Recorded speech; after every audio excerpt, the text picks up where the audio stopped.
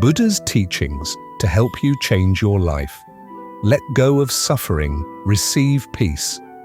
For more than 2,500 years, the teachings of the Buddha have remained among the most profound and transformative sources of wisdom in human history.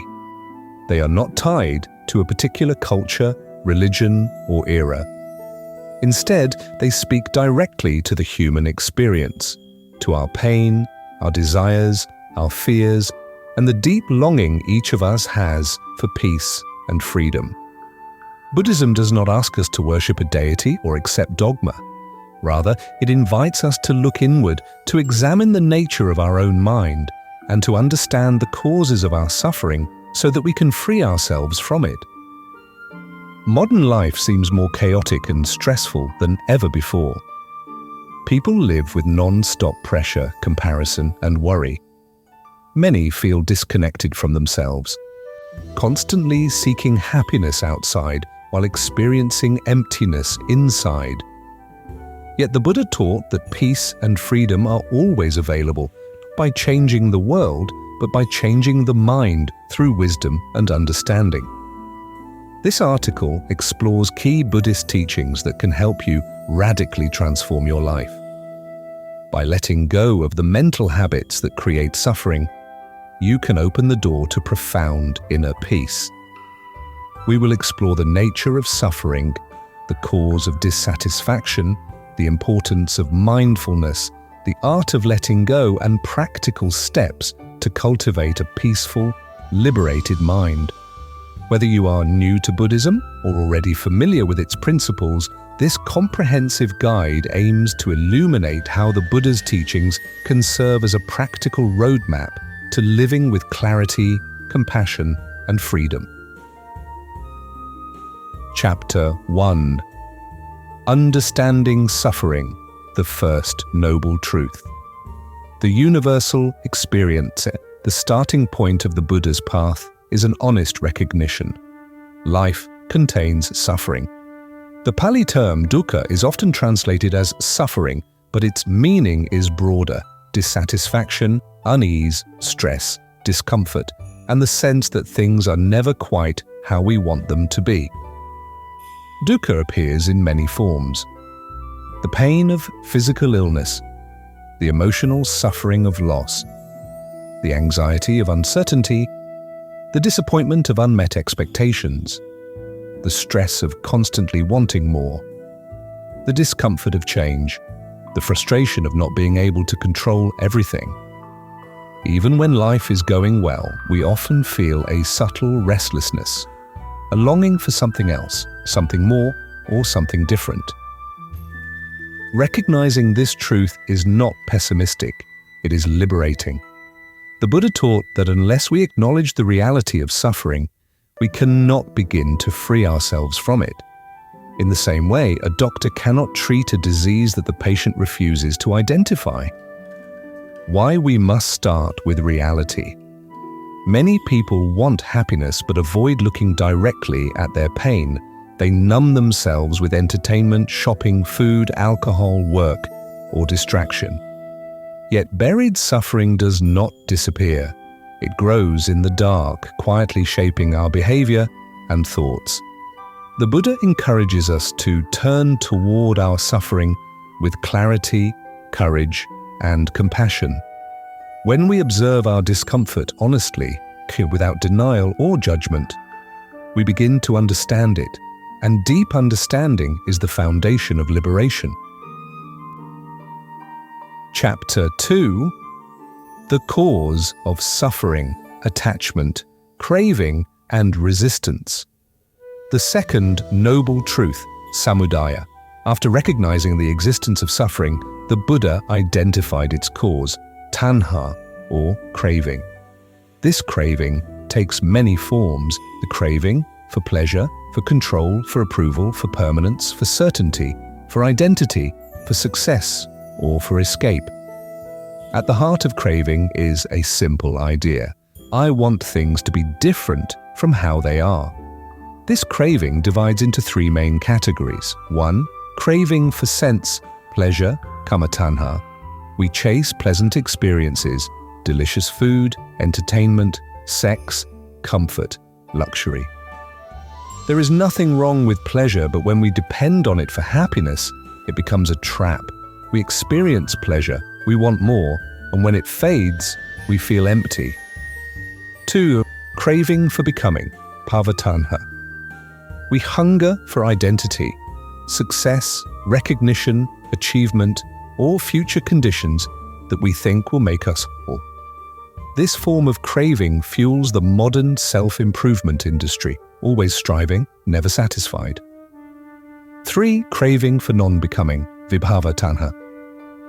We want to escape what feels painful, boredom, loneliness, discomfort, fear, or difficult emotions. This leads to avoidance, distraction, addictions, and denial. Attachment and aversion. Two sides of the same coin. We cling to what we like and push away what we dislike. Yet both actions create suffering because life is constantly changing, regardless of our wishes. When we cling to pleasure, it eventually fades. When we resist discomfort, the resistance strengthens the pain. The Buddha taught that peace does not come from forcing life to match our desires. It comes from letting go of the desire itself. Chapter 3. Impermanence, the nature of all things, understanding, impermanence, anicca. The Buddha identified 3 universal characteristics of existence. 1. Impermanence, anicca. 2. Suffering or dissatisfaction, dukkha. 3. Non-self, anatta. Impermanence is the foundation. Everything we experience, every emotion, relationship, sensation, thought, and situation is constantly changing. Nothing remains stable. We suffer not because things change, but because we expect them not to change. We want love to last forever. We want youth to stay. We want our careers to always succeed. We want our health to remain stable. We want people to treat us the same way. We want happiness to be permanent. When reality contradicts these expectations, we feel pain. Seeing change clearly frees the heart. When we truly understand impermanence, something remarkable happens. We begin to let go. We cherish the present moment because we understand it will not last. We stop clinging to the past or fearing the future. We appreciate loved ones more deeply. We become kinder to ourselves because we understand that emotions rise and fall like waves. None of them define us. Impermanence is not a threat. It is the very force that allows healing, growth, and transformation. Chapter 4. The illusion of self. Understanding. Non-self. What is the self?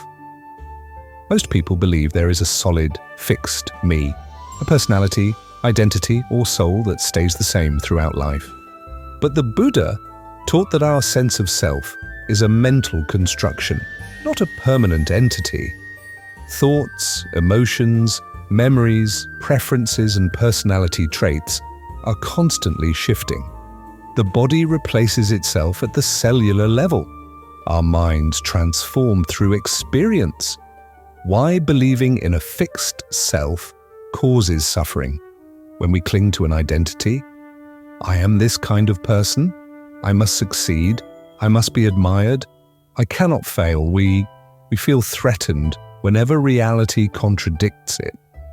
Letting go of a rigid identity frees us. We become more adaptable, compassionate, and open. We no longer react defensively. We stop comparing ourselves to others. We stop obsessing about reputation. To realize that the self is fluid is to loosen the chains of ego. Chapter 5. Mindfulness, the foundation of transformation. What is mindfulness? Mindfulness is the practice of paying attention to the present moment with clarity, openness, and non-judgment.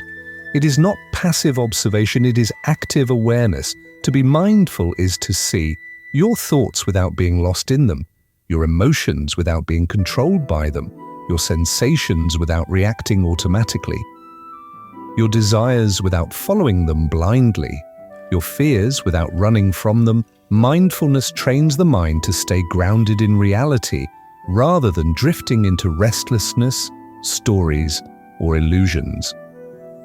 How mindfulness leads to peace. Most suffering comes from unconscious mental habits: worrying, replaying the past, imagining disaster, craving, comparing, judging, and resisting. Mindfulness interrupts these habits and creates space. In that space arises wisdom. When you observe a painful thought, "I'm not good enough," mindfully, you begin to see it as just a thought, not a truth. When you observe anger mindfully, you understand its roots and prevent it from becoming destructive.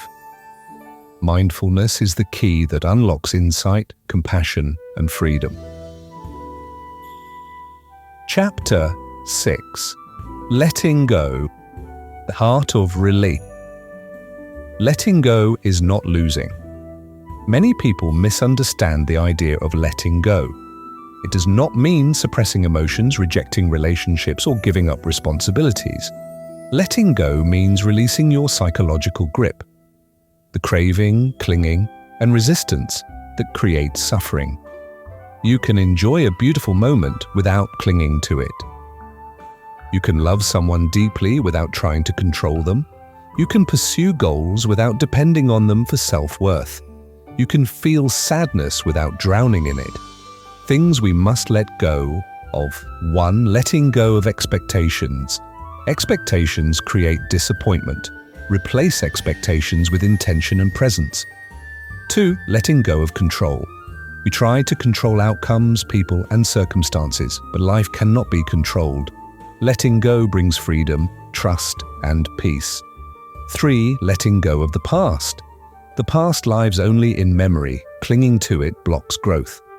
4. Letting go of self-judgment. Self-compassion is essential for transformation. The Buddha taught that you too deserve your own kindness. 5. Letting go of opinions. We suffer when we cling to being right. Openness makes us wiser and more peaceful. 6. Letting go of fear. Fear arises from imagining the future. Mindfulness dissolves fear by grounding us in the present. Letting go is a practice. It is done again and again, gently. The more we let go, the lighter we become. Chapter 7. Compassion. Opening the heart, compassion for others. The Buddha taught that wisdom and compassion are inseparable. When we understand that all beings suffer because they cling, crave, and fear, and just like we do, compassion naturally arises. True compassion is not pity. It is the recognition that we share the same human experience. Compassion leads to patience, empathy, kind speech, generosity, forgiveness, compassion for yourself. Self-compassion is essential. Without it, spiritual practice becomes harsh and punishing. The Buddha emphasized that the mind grows best in an environment of kindness. Treat yourself as you would treat someone you love. Speak gently. Forgive yourself. Allow yourself to rest. A peaceful mind cannot grow from self-hatred. With Chapter 8. Meditation, the path to inner freedom. Why meditation matters. Meditation is the laboratory where we observe the mind directly. It reveals our habits, illusions, and attachments. Through meditation, we train concentration, mindfulness, insight, equanimity. Types of Buddhist meditation. 1. Mindfulness of breathing, anapanasati, observing the breath to cultivate concentration and clarity. 2. Insight, meditation, vipassana, seeing the impermanent, unsatisfactory, and selfless nature of all experiences. 3. Loving kindness, meditation, metta, cultivating unconditional goodwill toward oneself and others. 4. Body scan meditation, observing sensations to understand impermanence and reduce tension. What meditation reveals. Meditation teaches us that thoughts are not commands, emotions are not permanent, and the mind can be trained. When we observe our inner world without judgment, peace naturally arises. Chapter 9. The Eightfold Path, a roadmap for daily life. The Buddha offered a practical guide for living wisely and compassionately. The Noble Eightfold Path. 1. Right understanding, seeing reality clearly, impermanence, suffering, and non-self. 2. Right intention, cultivating intentions of kindness, renunciation, and harmlessness. 3. Right speech, speaking truthfully and compassionately. 4. Right action, acting ethically and non-harmfully. 5. Right livelihood, earning a living without causing harm. 6. Right effort, letting go of unwholesome states and cultivating wholesome ones. 7. Right mindfulness, being aware of body, feelings, mind, and phenomena. 8. Right concentration, developing a focused, stable, peaceful mind. This path is not a set of commandments, it is a guide to developing wisdom, compassion, and peace. Chapter 10. Applying Buddhist wisdom to modern life. Releasing stress and anxiety, mindfulness helps you step out of worrying thoughts. Impermanence reminds you that anxiety passes. Letting go frees you from trying to control what you cannot control. Healing from pain and loss. Suffering is universal. Understanding this softens the heart. Mindfulness allows grief to move through you without overwhelming you. Compassion supports healing. Cultivating healthy relationships. Wisdom and compassion transform relationships, less judgment, less expectation, more understanding, more gratitude. Finding meaning and purpose. The Buddha taught that a meaningful life is one of inner freedom, compassion, presence, kindness, understanding. This meaning does not depend on success or external achievements. Conclusion. The path to peace. Begins within Buddhist teachings offer a timeless message. Peace is not something you must chase. It is something you discover when you let go. By releasing craving, surrendering control, observing your mind, and cultivating compassion, you free yourself from the patterns that create suffering. Every moment offers an opportunity to return to peace. You do not need to be perfect. You simply need to be aware, open, and willing to let go. Transformation begins with one breath, one moment of awareness, one act of kindness. May these teachings guide you toward deep understanding, inner freedom, and lasting peace.